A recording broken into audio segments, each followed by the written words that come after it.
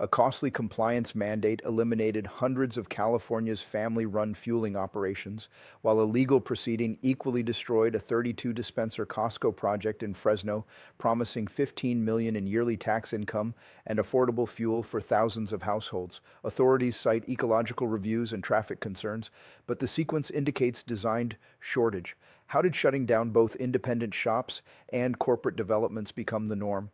And where does it end when barren lots dominate and gasoline hits $12 per gallon on an empty Northwest Fresno site? Urban development officials designed something extraordinary for the area.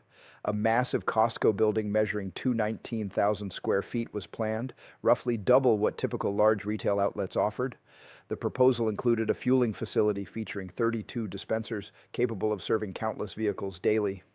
Standard facilities across the state typically run between 8 and 12 dispensers.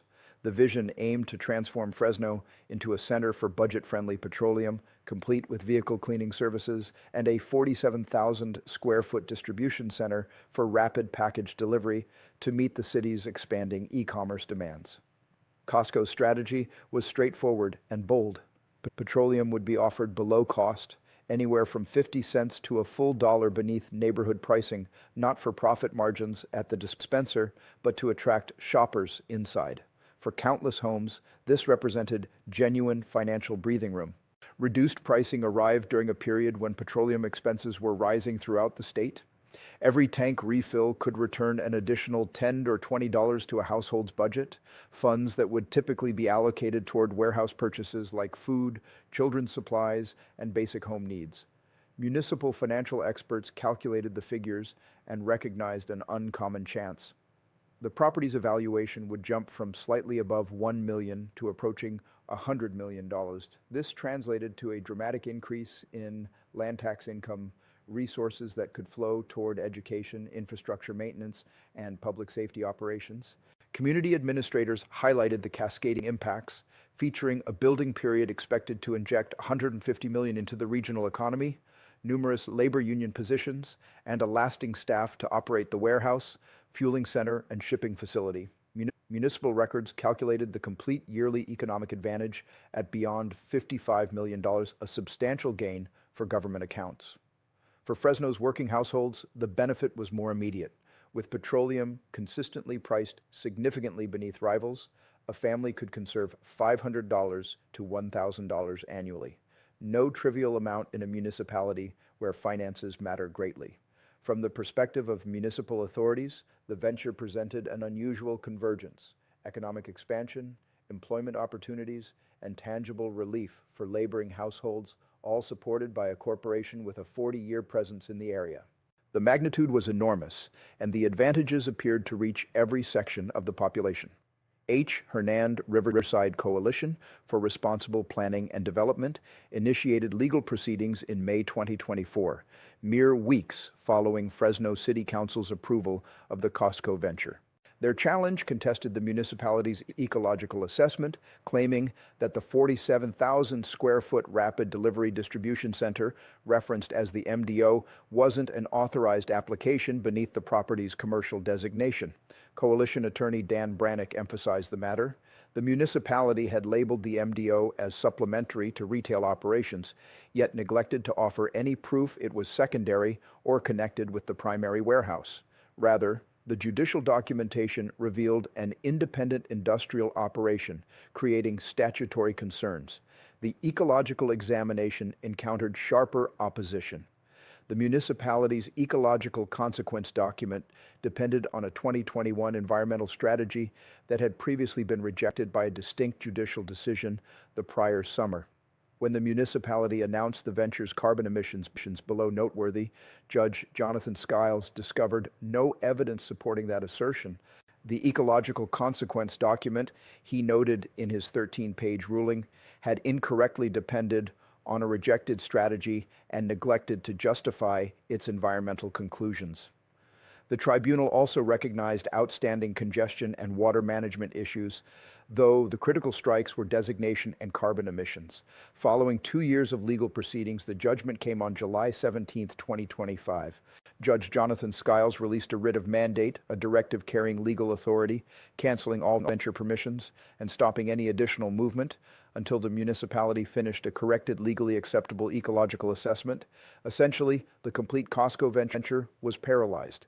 The municipality could challenge or begin anew, yet time was limited. Costco's agreement on its West Shaw Avenue property concluded in September 2025. Without assurance of a swift resolution, the danger of losing a 40-year established business, along with the employment, revenue, and relief it provided, hung over municipal headquarters. Coalition representatives maintained their objective wasn't blockage, but adherence.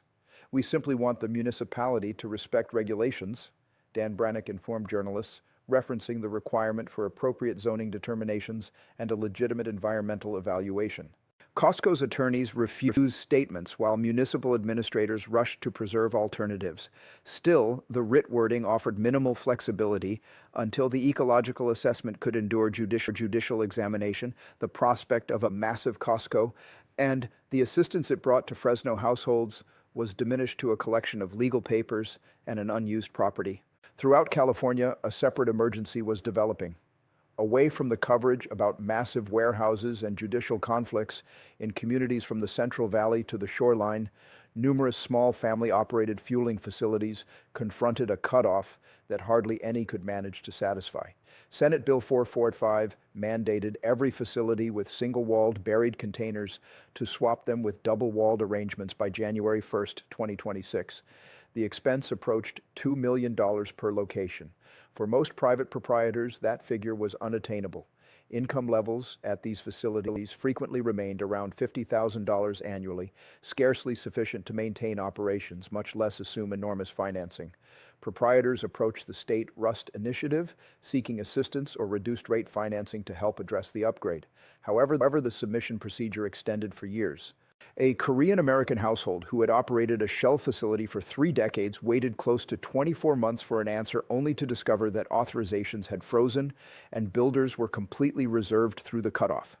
A Mexican pair with an ARCO facility submitted documents, covered soil examination costs, and observed as authorization evaluations extended into a subsequent year. An Indian household whose operation had transferred from grandfather to father to son encountered the identical barrier of administrative processes, postponements, rejections, and no obvious route ahead. By the beginning of 2026, the result was evident. Numerous facilities were marked and compelled to close, not due to leakage or infractions, but because the expense of meeting requirements and the state's own delayed assistance had rendered continuation unfeasible. Generations of labor, household resources, and neighborhood confidence disappeared nearly instantly, creating unused properties where community centers previously existed. Emergency vehicles in countryside Fresno currently journey up to 20 miles simply to refuel before addressing crises. With numerous private facilities closed, the final location in certain communities remains inactive, converting what was previously a 5-minute diversion into a 30-minute rush. Educational systems reduce transportation paths, and medical transport organizations plan their schedules around what remains of the petroleum map. The protection system weakens, not from catastrophe, but from a compliance cutoff and the gradual withdrawal of fundamental infrastructure. On December 31st, 2025, the Phillips 66 processing plant in Los Angeles closed its operations permanently, eliminating 139,000 barrels daily, roughly 8% of California's petroleum production. The shutdown concluded beyond 100 years of function, yet abandoned polluted land, PFAS substances, and a restoration strategy with unclear financing or schedule. Simultaneously, Valero arranged to dispose of $1.1 billion in state holdings, and Chevron relocated its central office to Texas. Each departure strengthened the stranglehold on production, focusing market influence in fewer organizations and elevating the danger of pricing control. In Fresno, motorists evaluate pricing displays. $5.29 per gallon at the closest operating facility, $4.39 per gallon if they travel to Clovis. For certain individuals, that requires a 30-mile complete journey, consuming up to 3 gallons simply to conserve 90 cents per gallon. The contradiction is difficult to overlook. Ecological legal actions and container requirements designed to decrease discharges currently compel thousands to journey farther, consuming additional petroleum and increasing neighborhood contamination. Experts cautioned that every shutdown, every processor withdrawal escalates the emergency. With production decreasing and no fresh volume permitted, pricing forecasts that previously appeared unrealistic, $8, $10, possibly $12 per gallon, no longer appear beyond possibility. For households, for emergency personnel, and laborers similarly, the arrangement itself is advancing toward the boundary.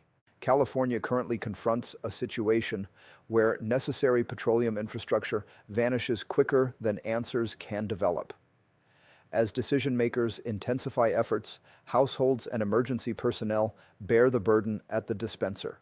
The expense isn't simply elevated petroleum, it represents a tomorrow where essential operations and economic accessibility slide